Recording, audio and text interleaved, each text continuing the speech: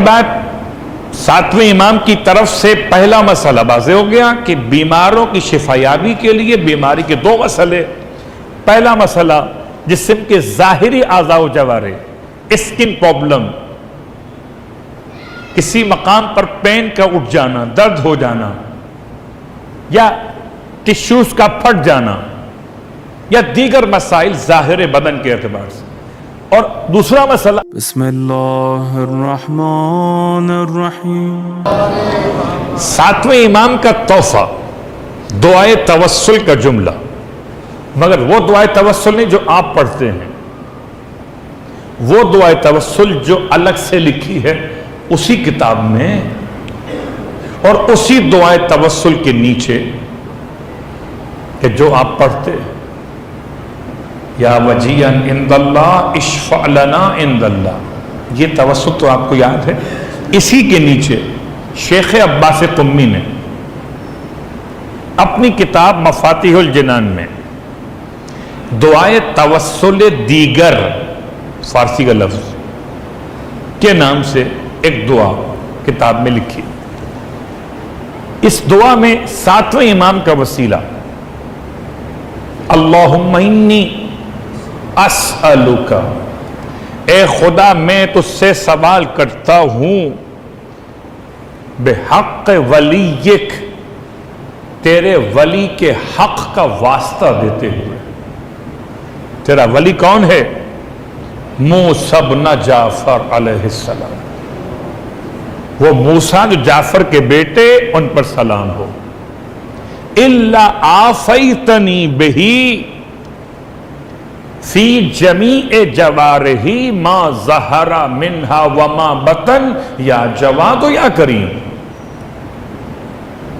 ترجمہ، الا عافیتنی بہی، خدایا میں تجھ سے سوال کرتا ہوں تیرے ولی کے حق کا واسطہ دے کر، موسی کاظم ہے، عافیتنی، مجھے عافیت عطا فرما، بہی، اپنے ولی کے ذریعے سے، فی جمیع جوارحی، میرے تمام اعضاء و جوارح میں، ما ظہر من، جو ظاہری اعضاء و جوارح ہیں، وما بطن، اور جو اندر کے جسم کے اعضاء و جوارح ہیں، ان دونوں میں عافیت عطا فرما، موسی کاظم کا واسطہ۔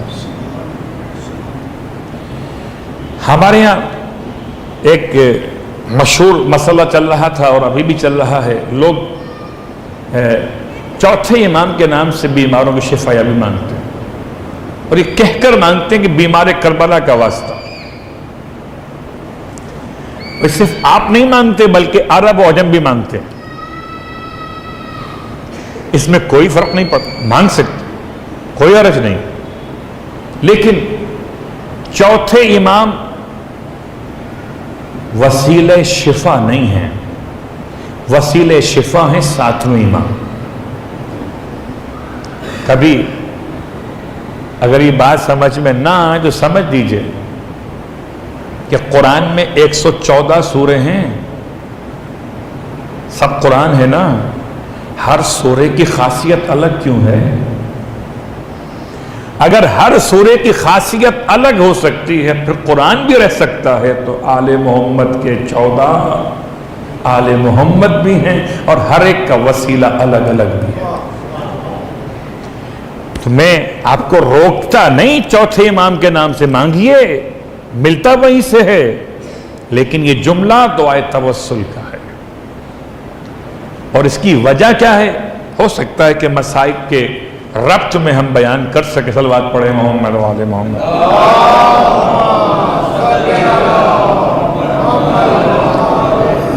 تو پہلی بات، ساتویں امام کی طرف سے پہلا مسئلہ واضح ہو گیا کہ بیماروں کی شفایابی کے لیے بیماری کے دو مسئلے۔ پہلا مسئلہ، جسم کے ظاہری اعضاء و جوارح، اسکن پرابلم، کسی مقام پر پین کا اٹھ جانا، درد ہو جانا، یا ٹشوز کا پھٹ جانا، یا دیگر مسائل ظاہر بدن کے اعتبار سے۔ اور دوسرا مسئلہ اندر کا، کیا پرابلمس ہوئی نہیں معلوم، کتنے آرگن خراب ہو گئے، ان دونوں کے لیے موسی کاظم، یا جواد ہو یا کریم، اے خدا تو جواد بھی ہے تو کریم بھی ہے۔ اگر یہ بات یاد نہ رہے تو کتاب کا حوالہ ہے مفاتیح الجنان، اور دعا کا نام دعائے توسل دیگر۔ ٹھیک، اب آئیے امام کی بارگاہ سے ایک اور تحفہ، اس تحفے کا نام، امام کے زمانے میں 4 بادشاہ بنو عباس کے گزرے، 4 خلیفہ، 55 برس میں 4 خلیفہ گزرے۔ پہلا تھا منصور، دوسرا تھا موسیٰ مہدی عباسی، تیسرا تھا موسیٰ ہادی عباسی، اور چوتھا تھا اس نے امام کو شہید کیا ہارون الرشید۔ 4 عجیب اتفاق، 4 میں سے 3 ایسے، منصور کون؟ قاتل امام صادق، اور اب مہدی اور ہادی اور ہارون، یہ تینوں کون؟ یہ تینوں ظالم اور قاتل موسی کاظم۔ مہدی نے اپنے دور میں اور ہادی نے اپنے دور میں موسی کاظم کو قید و بند پریشان کیا۔ صرف ہارون مستحق لعنت نہیں ہے، ہارون کے ساتھ اور بھی ہیں جو مستحق لعنت ہیں۔ اور یہ سارے نام لینے کا مطلب کیا تھا؟ کہ امام کا توسل مکمل کرنا تھا۔ جب زمانہ مہدی عباسی کا ہے تو امام کی بارگاہ سے ایک دعا آپ کو ملے گی، جس دعا کا نام ہے حرز، حرز امام موسی کاظم علیہ السلام۔ اور جب زمانہ ہادی عباسی کا ہے تو آپ کو مولا کی بارگاہ سے دعا ملے گی، اس کا نام ہے دعائے جوشن صغیر۔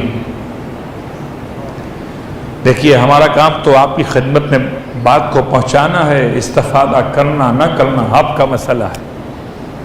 7ویں امام کی مجلس سے کچھ لے کے جائیے، کوئی اور کتاب کی بات میں کر ہی نہیں رہا جو آپ کے گھر میں نہ ہو، میں تو اسی کتاب کی بات کر رہا ہوں جو آپ کے گھر میں موجود ہے۔ مفاتیح الجنان کا ایک ملحقات ہے، ایک باقیات الصالحات ہے۔ باقیات الصالحات میں حرز امام موسی کاظم علیہ السلام، اور اگر عربی سمجھ میں نہ آئے تو اردو میں ترجمہ پڑھ لیجئے گا کہ خدا کو اردو خوب آتی ہے، ہمیں عربی اچھی نہیں آتی، خدا کو اردو اچھی آتی ہے۔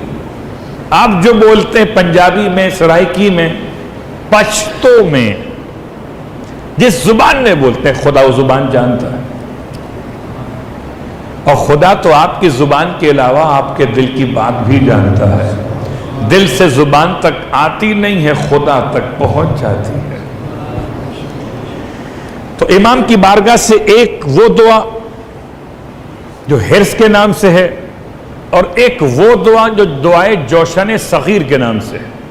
بس اتنا اشارہ کر دوں کہ وقت مختصر ہو تو دعا حرز موسی کاظم پڑھیے، دشمن کے شر سے بچنے کے لیے، دفع الاعداء کے لیے، اور اگر وقت کثیر ہو، وقت وسیع ہو تو دعائے جوشن صغیر پڑھیے کہ جو سید نے سید سے پوچھ کے پڑھی اور خدا نے ان کو کامیابی عطا کی۔ اللہ، آپ مجھ سے بہتر جانتے ہیں میرا اشارہ کس طرح صلوات پڑھیں محمد و آل محمد۔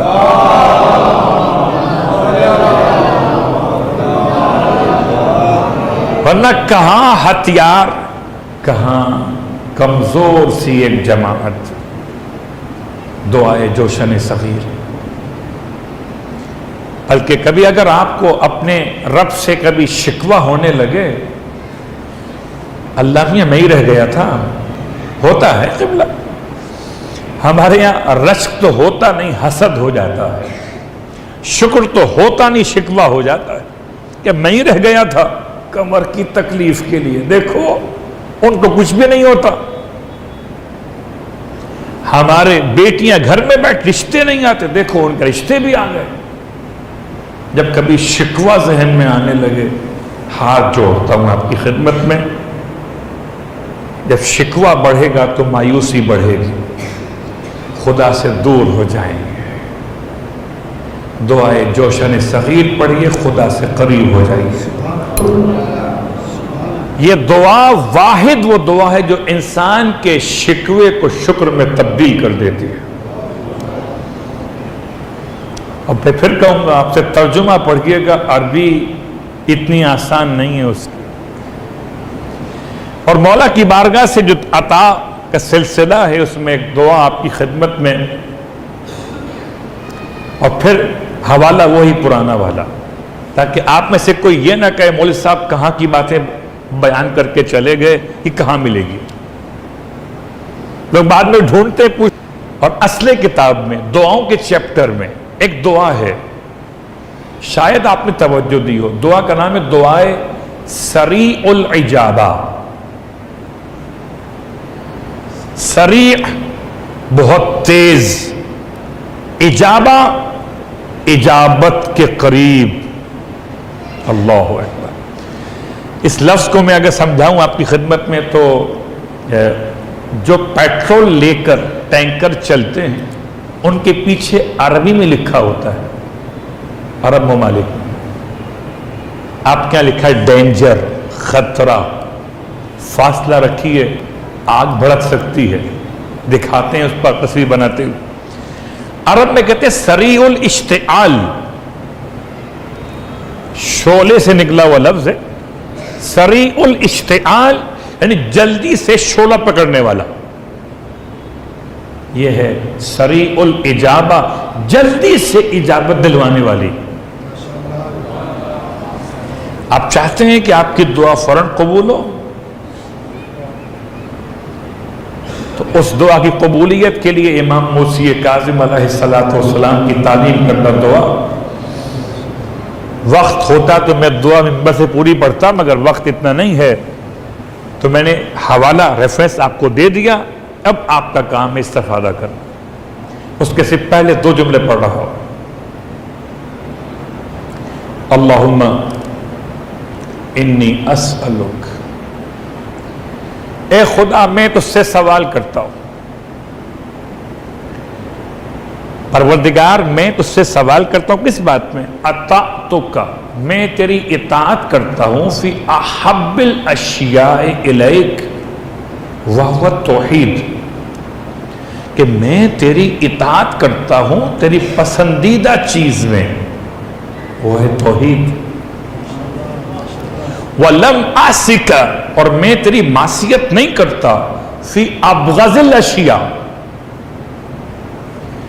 اس میں جو تیرے نزدیک سب سے زیادہ بغض والی شے وہ وَهُوَ الْكُفْرُ. پروردگار میں اطاعت کرتا ہوں توحید میں, معصیت نہیں کرتا کفر میں. فاغفر لی ما بینہما, اب ان دو کے درمیان جو مجھ سے غلطیاں ہو جائیں, الوات پڑھیں محمد و آل محمد.